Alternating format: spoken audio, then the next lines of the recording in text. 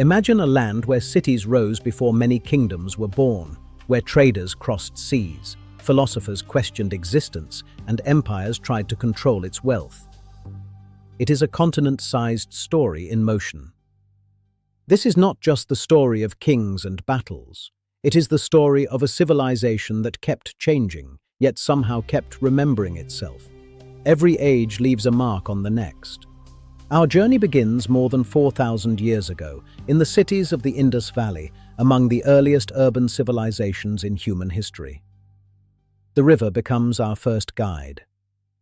Here people built planned streets, brick houses, wells, drains, and marketplaces.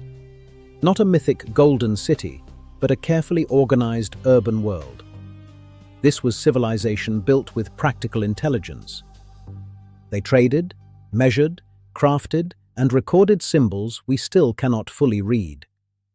Their seals traveled far, linking India to wider ancient networks. Trade made the city part of a wider world. Then, over centuries, the great cities declined.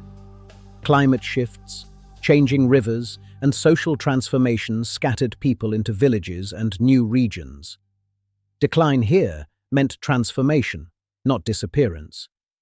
In the centuries that followed, new communities and older traditions blended across northern India. Songs, rituals, and poetry formed the world of the Vedas. Memory traveled through voice before paper. The Vedic age was not one empire. It was a changing landscape of clans, rituals, cattle wealth, farming, kingdoms, and powerful oral memory. Power was still local, personal, and changing. Iron tools, agriculture, and trade helped settlements expand. Small chiefdoms became larger states, and political competition began to reshape northern India. The forest became farmland, and villages became towns. By around the first millennium BCE, powerful realms called Mahajanapadas competed for land, taxes, armies, and trade routes. One of them, Magadha, would dominate. Competition made politics sharper and more ambitious. This was also an age of questions. Jainism and Buddhism emerged, challenging ritual power and asking how suffering, desire, ethics, and liberation were connected. These questions would echo for thousands of years. Then came news from the West. Alexander of Macedon reached the fringes of India, but his tired army refused to march deeper. India was already too vast to easily conquer. In the power vacuum that followed, Chandragupta Maurya rose with the guidance of Chanakya. Together they built a state unlike anything India had seen. Strategy now mattered as much as birth. The Mauryan Empire became the first imperial power to unite much of the subcontinent, supported by administration, roads, taxation, and a formidable army. Imperial India had entered the historical stage. Its capital, Pataliputra, became a symbol of centralized power. From there, rulers attempted to govern a huge and diverse land. A capital could now command distant provinces. Then came Ashoka. His conquest of Kalinga was victorious, but the suffering he saw forced him to question victory itself. The shock of violence changed imperial language. The emperor who had expanded by force began to speak of dhamma, moral duty, compassion, restraint, and care for all people. Power began to justify itself through morality. Ashoka's messages were carved into rocks and pillars. They carried royal power, but also an unusual call for ethical conduct and tolerance. The king spoke directly to future generations. Buddhism spread beyond India through monks, missions, trade, and royal support. Indian ideas began traveling across Asia with remarkable force. Ideas traveled further than armies ever could. Centuries later, Ashoka's symbols would return in modern India's emblem and flag, linking an ancient emperor to a democratic republic. Ancient memory entered modern national symbolism. After Ashoka, the Mauryan Empire weakened. India did not disappear into silence. Instead, many regional powers created new cultural and political worlds. Fragmentation created fresh experiments in rule. The northwest connected India to Central Asia. The coasts linked it to Rome, Arabia, and Southeast Asia. Trade moved goods, art, and beliefs. India was connected, not isolated from history. In the south, Tamil kingdoms flourished. Poetry celebrated love, war, generosity, landscapes, and kings who profited from sea trade. The peninsula had its own powerful rhythm. By the 4th century CE, the Gupta Age brought another classical flowering, remembered for literature, art, mathematics, astronomy, and renewed temple culture. Classical India shaped imagination for centuries. Indian numerals and the idea of zero changed the world. Later transmitted through scholars and trade, they transformed mathematics far beyond India. A small symbol became a global tool. Great centers of learning, including Nalanda, attracted students from across Asia. India became not only a land of kingdoms, but a land of knowledge. Learning itself became a form of influence. Art, stories, Sanskrit literature, and religious traditions grew in sophistication. But no golden age lasts forever, and pressure built at the frontiers. Culture endured even when dynasties fell. Invasions and internal struggles weakened Gupta power. Across India, regional dynasties rose, each shaping its own languages, temples, and identities. Political collapse opened space for regional creativity. The Deccan and South produced powerful kingdoms like the Chalukyas and Pallavas, whose rock-cut architecture still feels carved from imagination. Stone became scripture, art, and power. The Cholas built temples, organized administration, and projected power across the seas. Their ships carried influence deep into the Indian Ocean. The ocean was also a highway of empire. Religion in India was never one single stream. Hindu, Buddhist, Jain, and later Sikh and Islamic traditions shaped a complex sacred geography. Diversity became one of India's permanent features.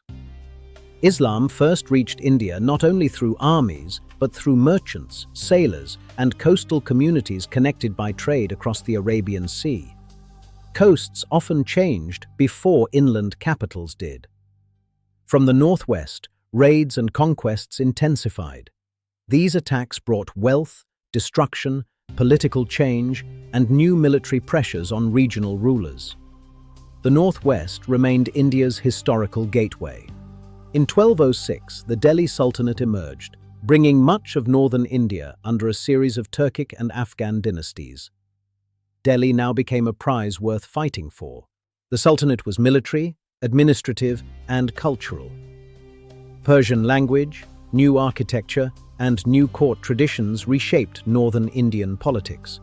New rulers adapted old systems to new needs. Its monuments reveal synthesis and conflict, carved stone, arches, domes, inscriptions, and local craftsmanship creating a new Indo-Islamic visual language. Architecture recorded both tension and exchange. Delhi's rulers faced Mongol threats, rebellions, and rival kingdoms. Holding power over India was never easy, even for strong sultans. Survival required diplomacy, horses, forts, and taxes. In the south, Vijayanagara rose as a mighty empire, famous for wealth, temples, military strength, and a capital admired by foreign travelers. Southern power could rival northern empires. Meanwhile, Bhakti and Sufi movements emphasized devotion, poetry, music, and personal spirituality, often speaking to people beyond elite languages. Devotion gave ordinary people a public voice. In 1526, Babur entered North India. At Panipat, artillery and tactics helped him defeat a larger army and begin Mughal rule. Gunpowder changed the balance of war. The Mughals were not just conquerors, they created a mobile Persian-influenced court that slowly adapted to Indian realities. A foreign dynasty slowly became Indianized. Akbar became the empire's great builder. He expanded territory, reformed administration, and drew Rajput, Persian, Central Asian, and Indian elites into power. Akbar understood that conquest required cooperation. He also experimented with religious dialogue and tolerance, trying to rule a population far more diverse than any one court tradition. Rule over diversity required imagination, not only force. Under later emperors, Mughal art, painting, gardens, and global trade flourished, while India remained one of the world's great centers of production. The empire was also an economic machine. Shah Jahan left the most famous Mughal monument, the Taj Mahal, a marble masterpiece of grief, love, power, and imperial ambition. Beauty could also serve imperial memory. Aurangzeb expanded the empire to its greatest extent, but long wars in the Deccan drained resources and sharpened political tensions. Expansion brought glory, but also exhaustion. The Marathas rose from western India, using mobility, fort networks, and regional alliances to challenge Mughal dominance. Speed became the Maratha strategic advantage. By the 18th century, Mughal authority faded. India became a field of regional powers, ambitious rulers, and increasingly aggressive European companies. The old center no longer held everything together. Europeans had first come for spices, textiles, and trade. But trading posts slowly became forts, alliances, armies, and political influence.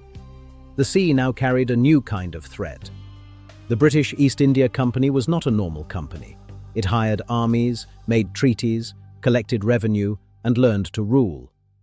Corporate power became territorial power. In 1757, Plassey gave the company decisive influence in Bengal. A commercial corporation now controlled one of India's richest regions. Bengal became the gateway to empire. Company rule expanded through war, diplomacy, and revenue systems. Indian wealth increasingly flowed through colonial channels while society absorbed the cost. Extraction altered both economy and society. Not everyone submitted quietly.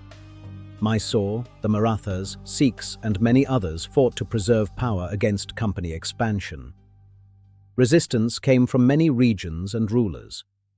For decades, Indian states resisted, negotiated, and adapted. But one by one, the company gained territory, allies, and control. No conquest of India was ever simple.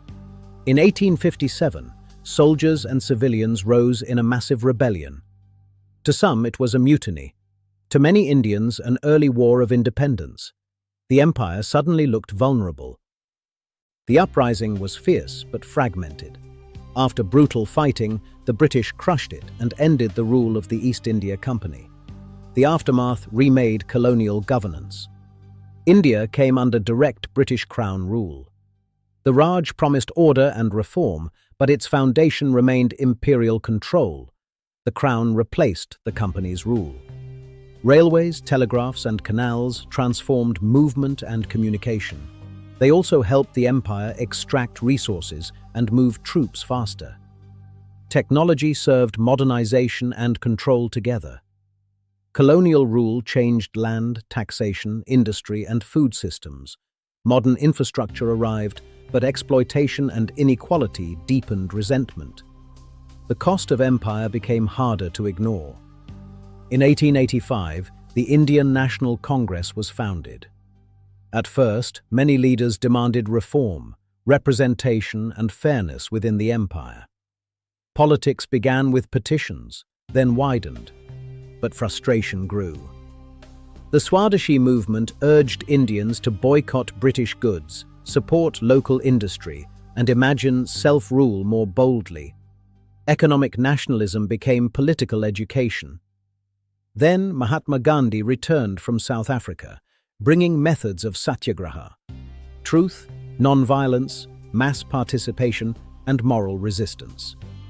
Gandhi changed the grammar of resistance. Gandhi connected politics to everyday life: farmers, workers, cloth, salt, dignity, and the ability of ordinary people to defy empire. His politics worked because it entered daily life. In 1919, the massacre at Jallianwala Bagh shocked India. Faith in British justice collapsed for many who had still hoped for reform. Mourning turned into deeper political anger. The freedom struggle became mass politics. Non-cooperation asked Indians to withdraw consent from the systems that made colonial rule possible. A nation learned the power of refusal. In 1930, the Salt March turned a simple mineral into a national symbol. If the empire taxed salt, Indians would make their own. Salt made freedom visible and personal. Not all resistance was Gandhian.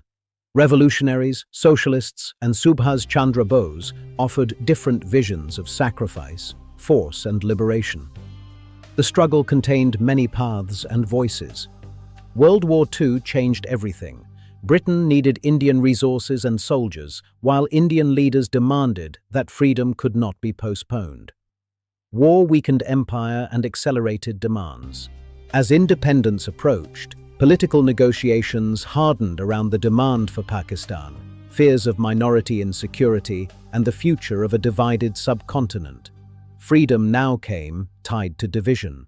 At midnight in August 1947, British rule ended. India became independent, and Pakistan was born from partition. Independence arrived with joy and uncertainty. Freedom came with tragedy. Millions crossed new borders, and communal violence left wounds that would shape India, Pakistan, and Bangladesh for generations. Partition made borders painfully human. The new India faced poverty, refugees, princely states, linguistic diversity, and fear of fragmentation. Yet it chose a democratic constitution. Democracy became India's boldest answer. The first general election was a massive experiment.